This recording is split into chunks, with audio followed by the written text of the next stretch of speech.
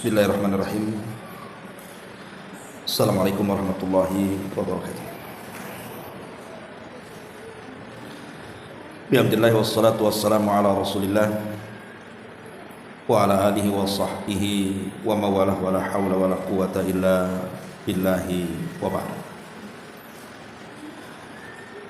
Alhamdulillah, di pagi ini kembali kita bisa duduk untuk bertalabul ilmi. Salawat dan juga salam kita hadiahkan kepada Rasul kita Nabi besar Muhammad sallallahu alaihi wasallam.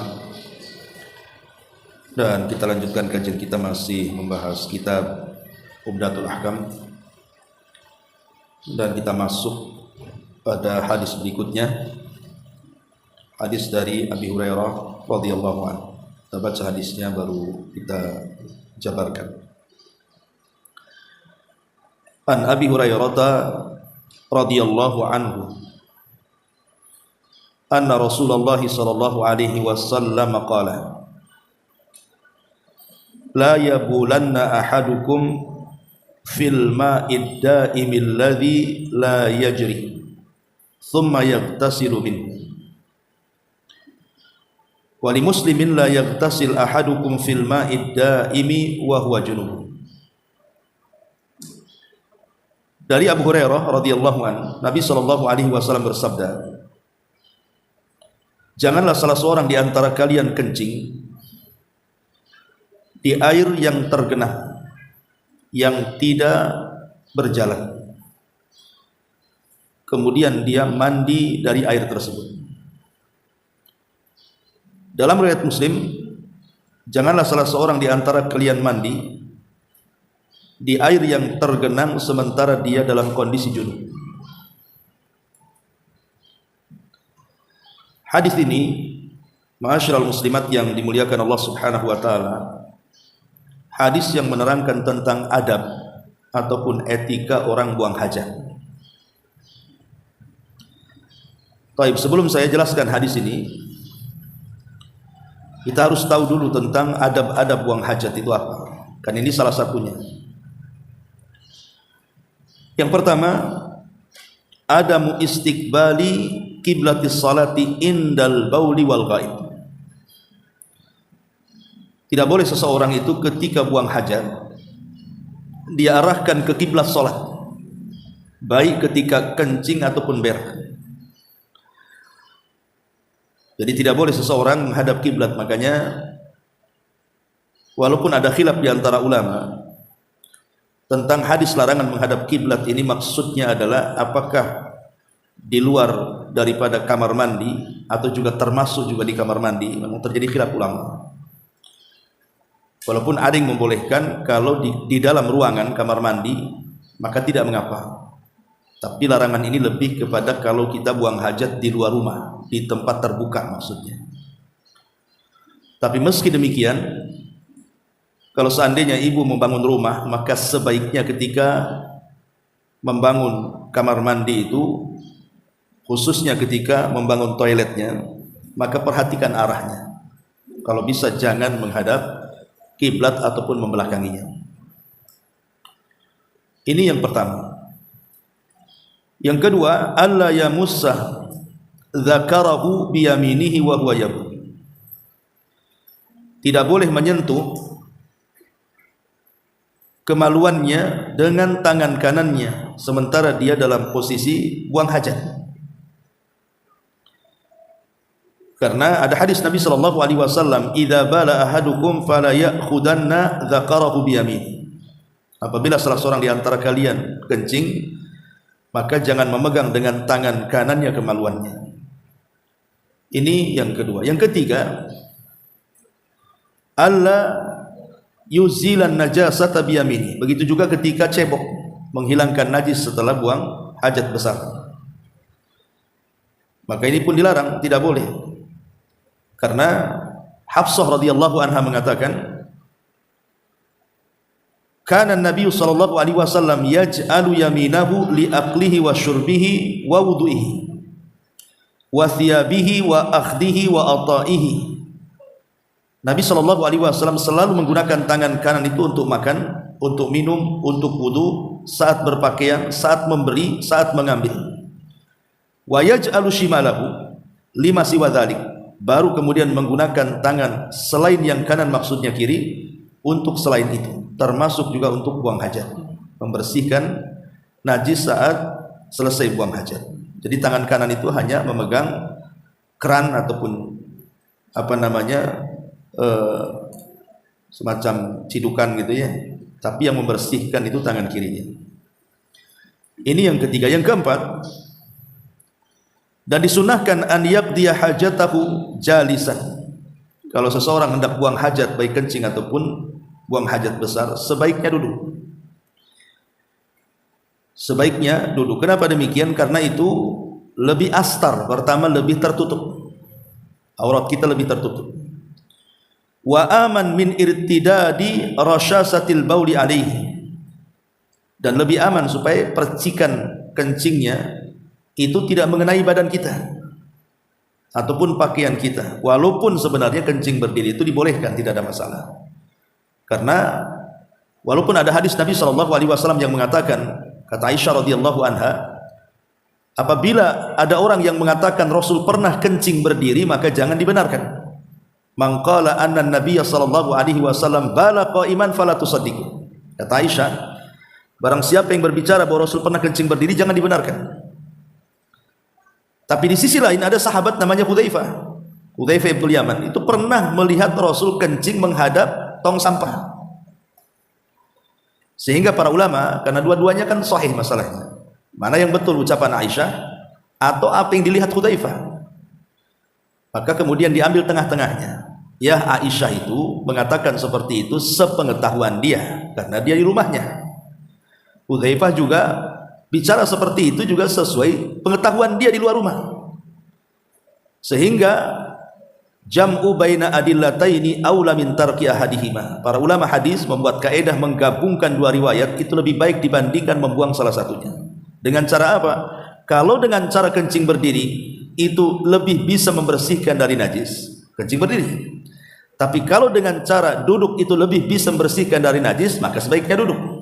Maka dari sini dilihat kondisi itu maksudnya. Kapan berdiri, kapan duduk gitu kan. Ini yang keempat. Kemudian yang kelima, an yastatira an ayunin nas inda qada'il hajah. Hendaklah berusaha menghalangi dari pandangan manusia saat melaksanakan hajatnya.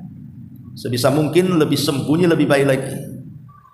Apalagi dalam kondisi-kondisi tertentu kan Bu Ibu, dalam perjalanan tiba-tiba kebelet gitu ya, sementara tidak ada kamar mandi umum, kemudian hanya ada sungai aja sepanjang jalan itu ya, maka sebaiknya cari tempat yang betul-betul orang tidak bisa melihat kita. Masalahnya takut Ustaz, nanti pula di semak-semak ada ular pula nanti. Ya, sebisa mungkin intinya jangan sampai ada orang melihat kan, intinya seperti itu. Entah dihalangi dengan kain, dengan apa, terserahlah, yang jelas jangan sampai kemudian ketika kita buang hajat manusia memandang kita. Kemudian yang nomor 6, alla yakshifal aurata illa ba'da an yadnuwa minal ardi. Tidak boleh seseorang langsung membuka auratnya kecuali memang setelah di tempat dia hendak buang hajat. Jangan dari jauh sudah dilepas celananya gitu, padahal tempat buang hajatnya masih jauh gitu. Maksudnya kalau buka celana, maka ya ketika di tempat kita buang hajat di situ. Kalau di kamar mandi ya setelah masuk kamar mandi. Kemudian yang nomor 7, ini juga yang sangat penting sekali. Kalau memang posisinya di kamar mandi, Ibu dalam rumah gitu kan, ada WC, ada kamar mandi, ataupun kamar mandi masjid atau kamar mandi umum di terminal, bandara dan yang semacamnya, maka ada adab-adab juga yang harus dipahami. Ya, adab ini secara umum. Pertama, bicara soal doa, ini penting. Doa. Dan doa ini tidak hanya berlaku ketika masuk ke kamar mandi saja. Walaupun tidak ada kamar mandinya, anggaplah di hutan atau di padang pasir, tetap juga doa ini harus dibaca. Cuman bedanya kalau masuk kamar mandi doanya itu dibaca ketika di pintu kamar mandi kan itu. Tapi ketika kita tidak posisinya di menghadap kamar mandi, di pelataran umum ataupun seperti hutan atau padang pasir, maka saat membuka celana itu, saat hendak buang hajat, disitulah kita disunahkan untuk berdoa, Allahumma inni a'udzubika minal khubthi wal khaba'ith. Aku berlindung kepadamu ya Allah dari setan laki-laki dan setan perempuan. Kemudian setelah selesai semuanya keluar, maka di situ juga ada doa yang diajarkan, ghufranaka. Ada hadis memang yang ma'ruf gitu ya, alhamdulillahilladzi adhaba annil adza wa afani. Tapi hadis ini dilemahkan oleh para ulama sehingga cukup kita mengucapkan ghufranaka. Selesai ya. Ini yang nomor 7. Yang nomor 8, al-i'tina bi izalatin najasati ba'dal faragi min qada'il hajah. Berusaha untuk membuang najis. Ya kalau ibaratnya kita di toilet kan enak tuh kalau tinggal disiram gitu ya kan. Jangan sampai tersisa najis kita di situ atau bekas kencing kita di situ. Ya kalau memang di tempat-tempat umum, umpamanya di hutan atau di padang pasir atau di apa ya, hendaklah ditimbun pakai tanah gitu supaya jangan sampai baunya itu kemana-mana sehingga mengganggu orang-orang di sekitarnya.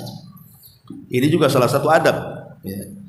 Kemudian yang nomor 9, ayyakuna ghaslun najasati aw mashuha thalatha marratin aw witran ba'da thalathi. Ketika seseorang cebok baik dengan air ataupun dengan batu istijmar, maka disunnahkan menggunakan 3 gayungan. Ataupun kalau mau lebih, mungkin kurang bersih, maka boleh lebih daripada 3 selama jumlahnya masih ganjil. Gak apa-apa ya. Tapi sekali lagi ini sunnah saja. Kalaupun genap ya tidak masalah, cuma sunnahnya diganjilkan.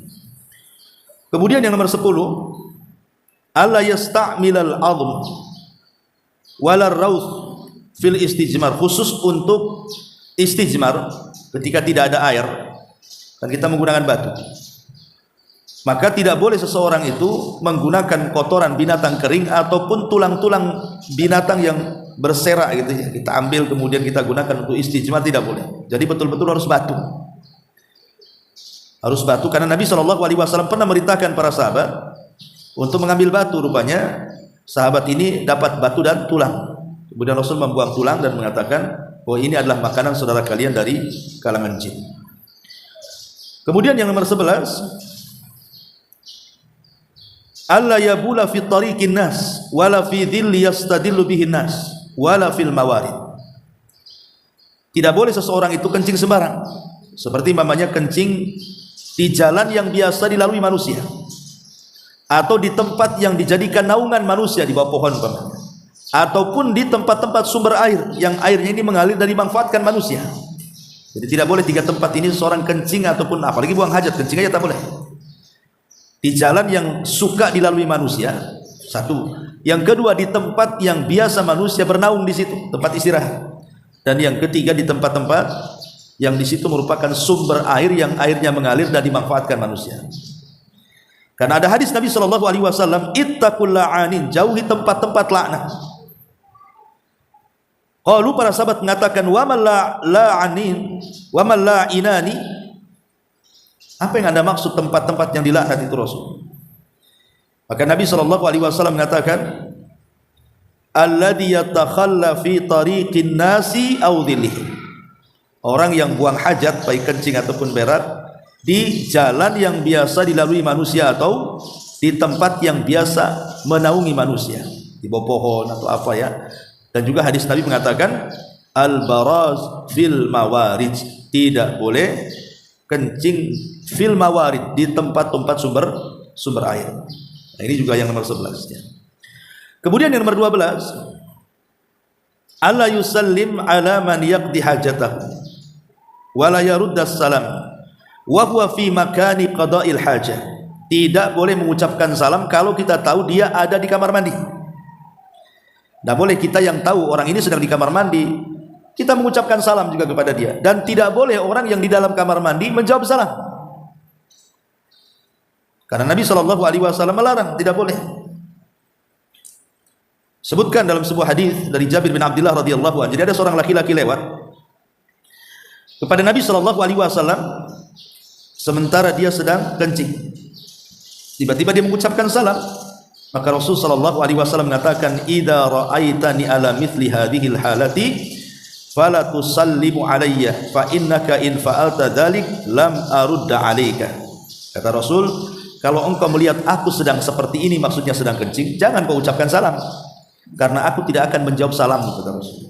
Berarti di sini kita yang tahu dia sedang di kamar mandi tidak boleh mengucapkan salam, dan posisi kita yang dalam kamar mandi pun tidak boleh menjawab salam. Itu diantara adab. Ini yang nomor 12. Yang nomor 13, adamu italatil maqsi bi makani qada'il hajat. Jangan lama-lama Bu kalau di kamar mandi. Jadi kita masuk ke kamar mandi itu hanya sesuai dengan hajat kita. Kencing, setelah kencing sudah keluar.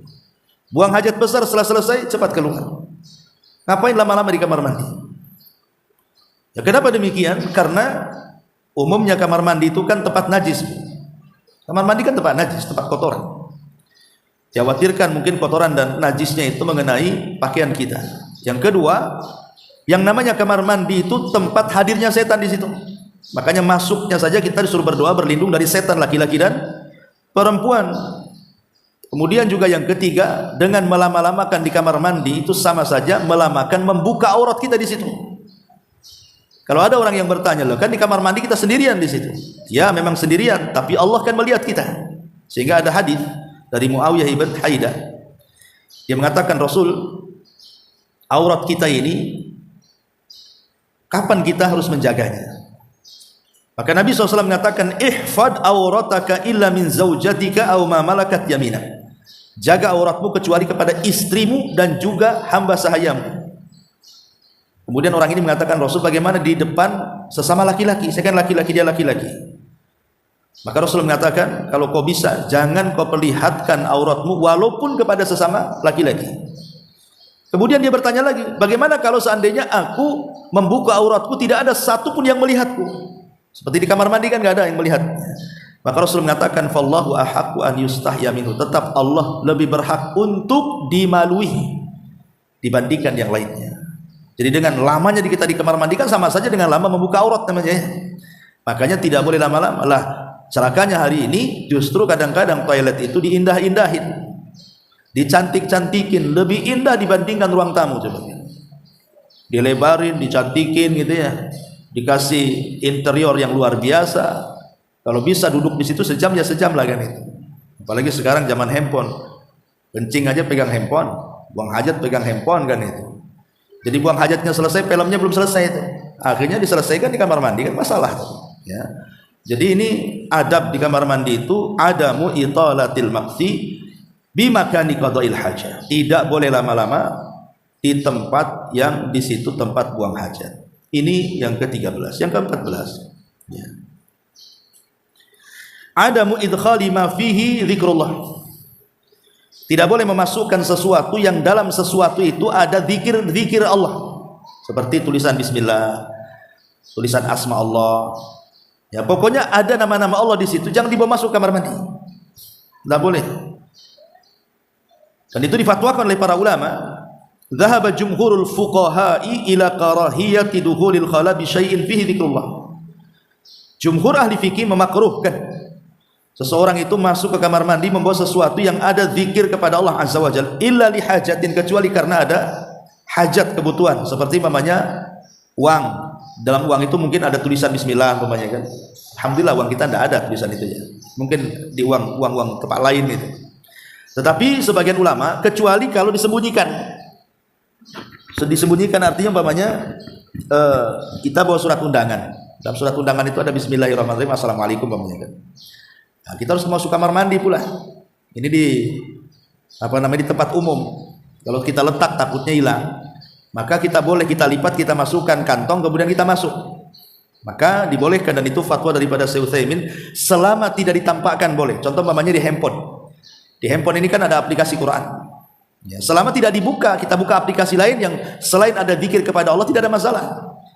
Ya, tapi kalau ada zikir kepada Allah atau ada suara-suara seperti suara Quran, suara zikir, suara-suara yang kemudian di situ ada zikrullah, ada zikir kepada Allah Azza wa Jalla, maka tidak boleh. Makruh hukumnya tidak boleh membawa sesuatu yang ada zikirnya kepada Allah Subhanahu wa taala. Ini yang ke-15. 14 ya. Kemudian yang ke-15, adamul kalami asna qada'il hajati li ghairi darurah. Tidak banyak ngomong, tidak banyak bicara saat melaksanakan hajat. Bahkan Imam Nawawi dalam kitabnya Al-Majmu' dengan tegas mengatakan, kata Imam Nawawi rahimahullah taala, karahiyatul kalami ala qada'il hajati muttafaqun alaihi. Makruhnya bicara saat buang hajat itu disepakati dalam mazhab Syafi'i. Dalam mazhab Syafi'i disepakati tidak boleh makruh kecuali karena ada hajat. Kan ada hajat namanya kerannya enggak nyala, ya kan? Sementara cetekannya di luar. Ya, terpaksa kita ngomong sama orang yang di luar, tolonglah itu nyalakan, saya tidak bisa cebok mamanya, kan terpaksa lah bicara kan, atau karena sebuah hajat, ya ibu lagi enak-enak buang hajat di situ, tahu-tahu datang kecoa, ibu pula takut sama kecoa, salah kemudian ibu jerit-jerit di situ kan, minta tolong, ya minta tolong kepada yang ada mahramnya di situ yang boleh melihat aurat seperti sama suami. Kalau dia masuk kamar mandi kan gak ada masalah kalau sama suami, kalau yang lainnya jangan kan itu. Ini juga diantara adabnya yang ke-15. Yang ke-16, adamu istiqbalir bil bauli. Jadi kalau ibu ini buang hajat di tempat umum, tempat bukan dalam rumah, bukan dalam kamar mandi kan, maka hindari arah angin. Jangan kencing ke arah angin. Nah, itu berbalik nanti ke badan kita nantinya kan, najisnya itu. Maka perhatikan arah angin itu kemana, jangan sampai menghadap arah angin. Termasuk juga yang ke-17, adamul bauli fi syakki wal hujri wa nahwi dzalik. Tidak boleh kencing menghadap lubang-lubang. Ya, menghadap lubang-lubang yang ada di luar rumah, umpamanya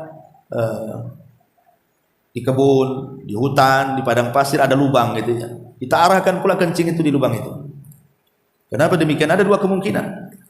Pertama, lubang itu adalah tempat bersarangnya hewan-hewan yang membahayakan, ular, kalajengking dan yang semacamnya. Ataupun lubang-lubang itu dijadikan tempat bersarangnya syaitan, jin. Sehingga ketika kita kencing di situ, yang marahlah jin dikencingi, ibu aja dikencingi marah, jin juga sama lah marah. Hewan juga sama, dia bisa membahayakan kita kan, itu bisa melawan, apalagi ular kan. Jadi itu juga salah satu adab, tidak boleh kencing diarahkan ke lubang-lubang dan yang semacamnya. Ini yang ke-17. Kemudian yang ke-18, kalau memang sifatnya di kamar mandi, maka taqdimul qadamil yusra, masuk saja kamar mandi, kaki kiri yang melangkah, baru keluarnya kaki kanan yang melangkah. Kemudian yang ke-18, di antara adabnya juga adalah seseorang itu al-i'tina bi izalatin najasati ba'da faraghi minal qada'il hajah. Punya perhatian ya terhadap badan dia. Takutnya ada kencing yang keciprat, ada berak yang menempel di badan, ada berak yang menempel di pakaian. Pokoknya sebelum keluar dari kamar mandi pastikan bahwa kita tidak membawa najis. Ya. Dan kalau memang ada terciprati itulah istilahnya dengan najis, maka segera dibersihkan. Karena takutnya kita lupa kemudian pakaian itu pula dipakai sholat. Ya, kita tidak tahu kan gitu ya. Maka ini juga diantara adab buang hajat. Lah yang terakhir inilah yang kita akan bahas tentang hadis Nabi SAW, la yabulanna ahadukum fil ma'id da'imil ladzi la yajri thumma yaghtasilu minhu, wa fi riwayah la yaghtasil ahadukum fil ma'id da'im wa huwa junubun. Tidak boleh salah seorang di antara kalian kencing di air yang tidak mengalir alias tenggenang. Kemudian mandi pula dari situ. Masalahnya Bu, kadang-kadang ada perumahan-perumahan itu yang di situ disediakan kolam renang. Ya namanya kolam renang, ya memang kan kalau kolam renangnya bagus, umpamanya ada air yang mengalir, ada yang masuk, ada yang keluar kan bagus. Tapi kan rata-rata kolam renang itu walaupun ada yang keluar, itu juga yang masuk, diputar-putar aja airnya di situ kan Bu. Ya bukan air baru masalahnya, dikeluarkan dimasukkan lagi, dikeluarkan dimasukkan lagi. Bukan ini keluar ke sana air baru masuk dah gitu. Kalau ini keluar ini masuk itu bukan tenggenang artinya. Air itu berjalan gitu ya. Air tenggenang itu air itu saja. Dia nggak ada air baru, itu namanya air tenggenang tuh. Walaupun nampak muter tapi itu juga airnya. Lah masalahnya adalah ketika umpamanya kita ini berenang di kolam renang, tiba-tiba ada yang kencing di situ atau kita pula ingin kencing di situ. Tapi sekarang kan ada obatnya itu, kalau kencing situ nampak tuh sekarang ya. Anggaplah tidak nampak lah, ibu kebelet kencing gitu kan, adalah kencing di celana, akhirnya di situ. Lah apakah berlaku kepada kolam renang hadis ini? Ataukah tidak berlaku? Karena sebagian mazhab Syafi'i mengatakan bahwa larangan tidak boleh kencing di air tenggenang kemudian mandi di situ. Ini maksudnya kepada air yang debit airnya itu kurang dari 2 kula. Kalau di atas 2 kula tidak ada masalah. Ya, karena kalaupun kencing kita di situ tidak akan merubah warna, rasa dan bau. Seperti kolam renang, kita kencing di situ yang tidak pengaruh karena banyak airnya, sehingga nggak pengaruh. Kecuali kencingnya ibu sebanyak air di kolam itu kan nggak mungkin juga kan itu ya. Artinya kalau kita kencing walaupun 2-3 orang di kolam itu tidak ada masalah, tidak ada berubah warna, rasa atau baunya. Lah ketika tidak berubah warna, rasa dan baunya, artinya kan tidak ada masalah dengan air itu. Dalam mazhab Syafi'i mengatakan bahwa larangan hadis ini artinya air yang kurang dari 2 kula. Adapun air yang lebih dari 2 kula maka tidak ada masalah. Ya, ini satu pendapat. Tapi pendapat yang lain mengatakan tidak. Hadis ini kan tidak ada cerita kula atau 2 kula atau 3 kula atau 4 kula, tidak ada. Rasul umum hadis ini mengatakan tidak boleh kencing di air yang tenggenang. Tanpa menyebutkan 2 kula, 3 kula, 4 kula, tidak. Seberapapun air itu dalam kolam, kalau kita kencing dalam kolam itu tetap masuk dalam larangan di sini. Maka untuk keluar dari khilaf ya sebaiknya kalau ibu di kolam renang ya kalau mau kencing ke kamar mandi aja lah, kencing di kamar mandi. Itu kalau ingin keluar dari perselisihan ulama gitu maksudnya ya, biar tidak masuk kepada pendapat yang menjadikan hadis ini secara umum. Karena kalimat la yabulan, nah ini kan larangan. Janganlah salah seorang di antara kalian kencing. Lah ulama mengatakan bahwa larangan di sini adalah lit tahrim. Jadi larangan di sini lit tahrim artinya haram hukumnya. Jadi jangan main-main, haram hukumnya. Ya, contoh mamanya ibu di kamar mandi ada bak-bakan yang mungkin untuk berendam di situ. Itu kan sedikit airnya di situ kan. Ya. Jadi kalau mamanya di situ ibu berendam di bak-bakan di situ dalam kamar mandi hotel atau di rumah ibu punya sendiri, ya maka sebaiknya kalau kencing ibu dalam kondisi ngerendam tubuh di situ ya keluar. Jangan pula kencing di situ ibu ngerendam di situ, namanya ibu ngerendam dengan air kencing itu namanya. Ya, jadi tidak boleh karena itu akan membahayakan diri kita juga itu dari segi kesehatan dan kebersihan. Makanya di sini kata para ulama, an-nahyu anil bauli fil ma'il ladzi la yajri. Di sini ada larangan tidak boleh kencing di air yang tidak tergenang, ya. Kemudian juga wa tahrimuhu, dan Rasul mengharamkannya. Lah kalau kencing saja dilarang, ya lebih dari kencing tentu lebih dilarang. Buang hajat besar lebih dilarang lagi. Ya tidak boleh. Ya. Berarti kesimpulan dari hadis ini kalau air itu mengalir berarti boleh. Kalau air itu tidak mengalir berarti tidak boleh. Karena sekali lagi dikhawatirkan kemudian kita kencing di air yang tidak tergenang itu, akhirnya kita mandi di situ, pula kencing kita menempel di badan kita.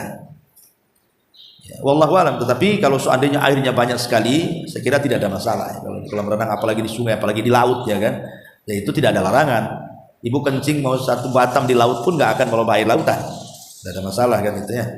Nah, ini juga diantara adab-adab yang disebutkan oleh para ulama. Wallahu a'lam. Ya Bu, sampai di sini cukup hadis satu ini saja. Tapi sebelum saya tutup, silakan balik bertanya.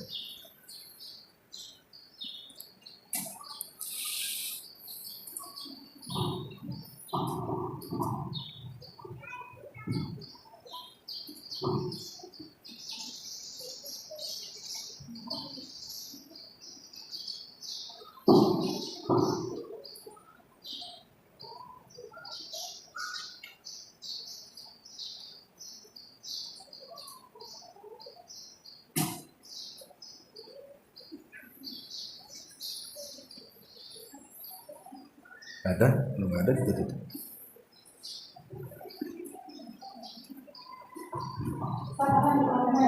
Ya. Mengenai sholat, kalau misalnya posisi sakit tidak mampu berdiri, itu untuk posisi duduknya ada sholat atau kita bisa? Itu satunya dulu.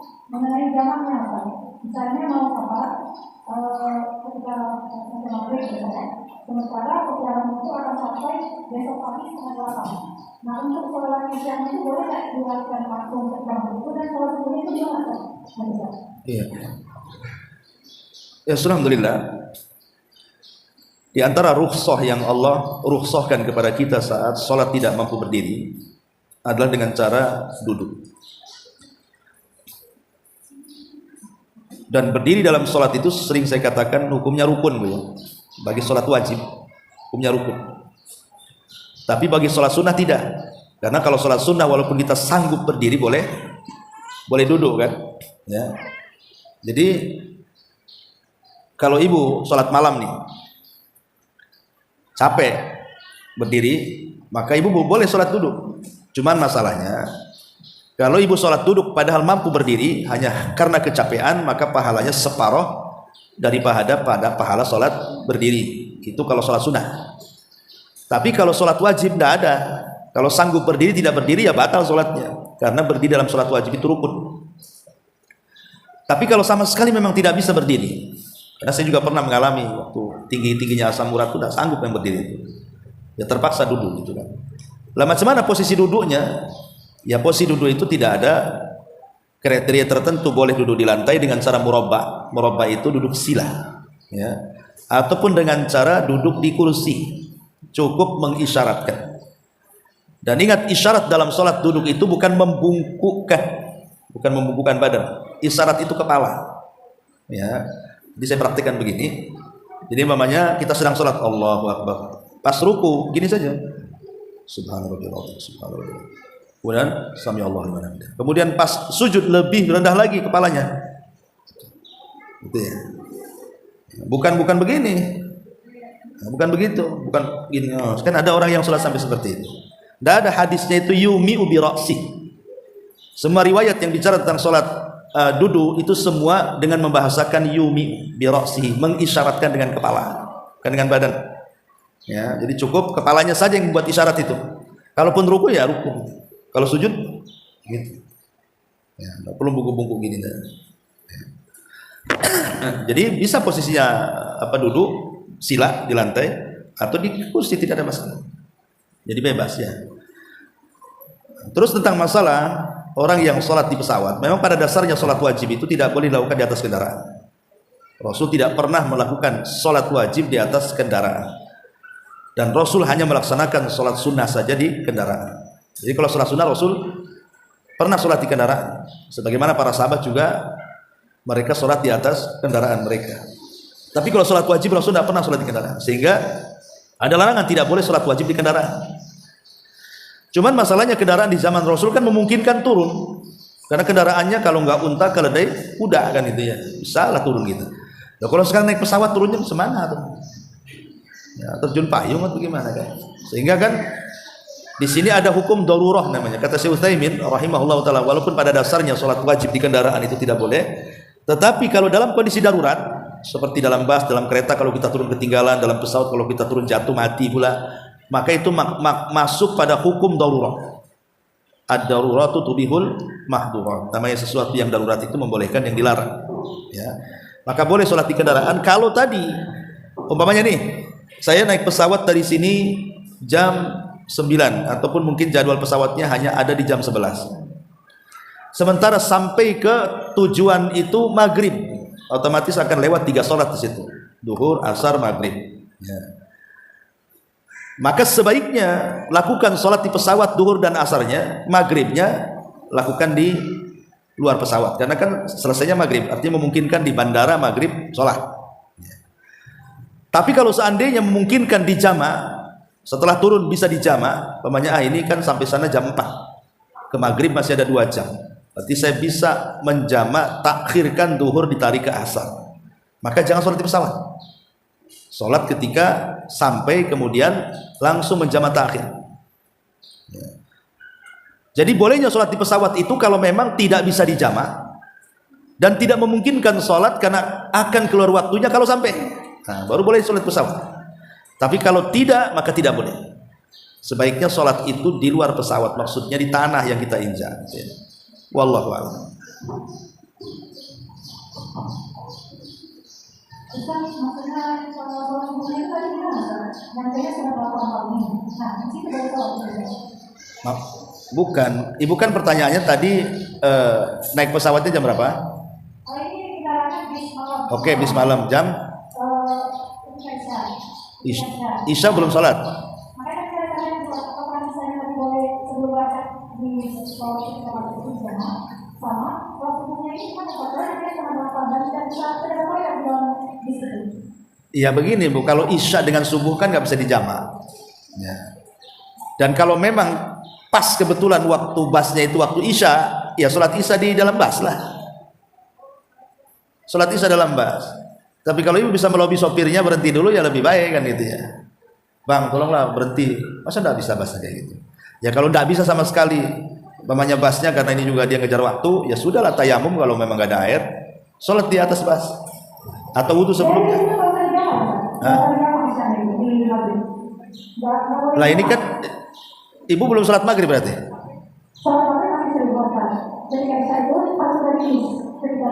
Iya paham. Ibu berarti kan udah maghrib di rumah. Kalau seandainya perjalanannya jauh dan akan sampai di pagi hari, sebaiknya dijamah supaya jangan sholat isya di atas bus. Ya sholat subuhnya terpaksa dalam bus lah. Kecuali kalau sampai sananya, umpamanya masih ada waktu untuk subuh, sampainya jam 4 gitu kan. Artinya kan masih bisa kita ini sholat di darat, di kendaraan. Tapi kalau sampai sananya umpamanya jam 7 pagi, berarti kan sudah lewat subuhnya tuh. Ya sholat di bus lah apalagi. Iya. Jadi intinya menjamak sholat itu walaupun kita seperti tadi kan maghrib kita masih belum keadaan safar, jadi kita bisa menjamak sholat berikutnya walaupun kita belum safar. Boleh, karena jamak itu tidak ada kaitan dengan safar. Yang ada kaitan dengan safar itu qasar. Jamak itu walaupun tidak safar boleh. Ya, umpamanya ibu nih jadi pengantin, ya kan? Nanti nih kalau sholat wudu habislah bedah nih.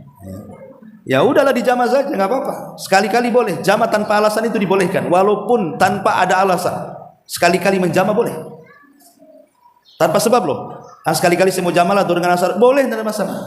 Ya, tapi tidak boleh diseringkan. Sekali-kali boleh. Apalagi kalau ada sebab, seperti hujan deras, sakit, sibuk, ada keperluan dan begitu seterusnya, maka lebih dibolehkan lagi. Apalagi sebabnya darurat, seperti polisi sedang mengatur lalu lintas, kalau ditinggal tabrakan, nah itu kan jelas lebih bahaya lagi kalau tidak dijama kan. Nah, jadi walaupun tanpa sebab boleh, karena jama itu lain dengan qasar.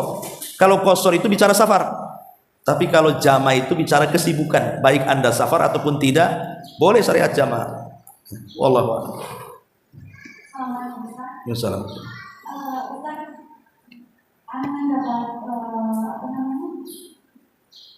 Dari kajian itu kan sholat sunnah kalau itu juga bisa ditunda ya Ustaz dalam keadaan darurat kalau misalnya kita bisa istiqomah. Terus seperti kita terlambat sholat subuh, kita bisa juga mengerjakan sholat subuh dulu, nanti sholat fajarnya setelah sholat subuh ya Ustaz. Terus kalau sholat cara mengerjakan dulu gimana Ustaz? Jika ini waktu kita kejar saya dulu itu sudah habis, tapi kita harus mengerjakan sholat wajibnya. Yang pada saat di awal itu kita kerjakannya apa? Cara mengerjakannya gimana? Maksudnya orang biasa mengerjakan qobliyah, rawatib, ba'diyah dan qobliyah gitu ya. Kemudian ada sesuatu hal yang membuat kita meninggalkan. Iya. Kita cara mengerjakannya gimana? Ya Nabi SAW juga pernah melaksanakan ba'diyah zuhur setelah asar. Oh, setelah asar. Iya. Rasul pernah, karena ada kesibukan setelah duhur itu, entah masalah apa gitu kan, dijelaskan dalam hadis itu. Tapi Rasul disibukkan dengan sesuatu sampai masuk waktu asar. Maka Nabi SAW akhirnya melaksanakan ba'diyah duhur setelah asar. Tapi bagi tanda kutip ya, yang tidak pernah meninggalkan, yang istiqomah terus gitu maksudnya ya, sekali meninggalkan maka boleh diqodho seperti itu. Tapi kalau sekali-kali mengerjakan, ngapain? Kadang-kadang ada waktunya aja nggak ngerjain kan itu. Kok diqodho pula kan ya, nggak pantas lah. Ya. Kalau qobliyahnya, nah, qobliyahnya nggak ada riwayat masalah itu. Iya, ba'diyah saja. Nah, lain kalau seandainya qobliyah subuh.